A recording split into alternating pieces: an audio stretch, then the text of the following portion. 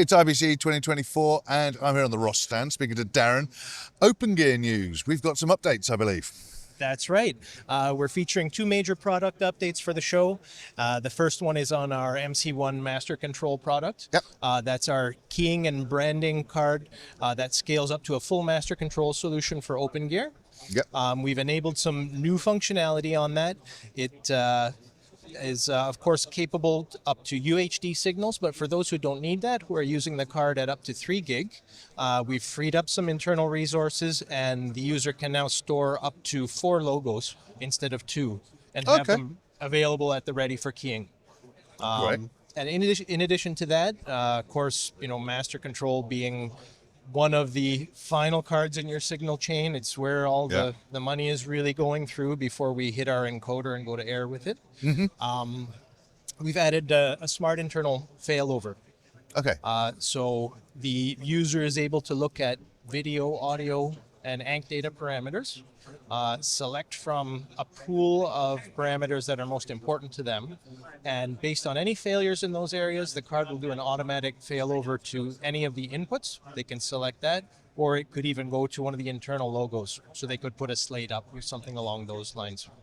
Cool. And that, again, firmware update, this isn't hardware change, this is... Absolutely, not a firmware update, it is a firmware update and completely free. This is in the shipping version of the firmware now, so any users who have these cards can go to Ross and ask for an update and they'll get the added functionality. You don't lose anything from your previous Functionality. Not. Yeah, completely additional.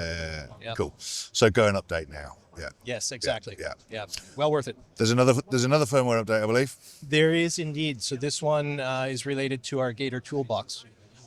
This is our up-down cross converter, frame rate converter, SDR to HDR, frame sync, audio proc and shuffle, proc amp and color corrector. I think I got it all. In one card for openGear. I'm sure the comments section will tell us if you've missed anything. Someone will correct me, because I'm sure there's a bunch of things. But again, through a firmware update, and kind of along the same theme, this is a UHD capable card, but for those users who don't need to use the UHD functionality, we've opened up a bunch of the processing resources and have enabled a complete second signal path through the card. So it'll do a full second set of conversions. So it's almost, with this firmware update, you've got one card essentially becoming two. You're getting a free card. You're almost like you're getting a free card. Yep. Shouldn't say that. Tough for me to say, but no. But no, fantastic. And any other general ecosystem news? Yeah, so that Gator update is probably coming later this fall. Users can just download that firmware.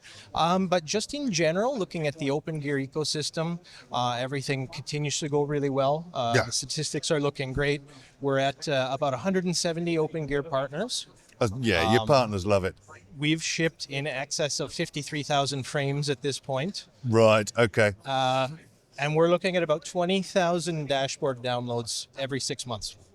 Oh, wow. Okay. Which is quite incredible. Yeah. That's quite incredible. Yeah, definitely.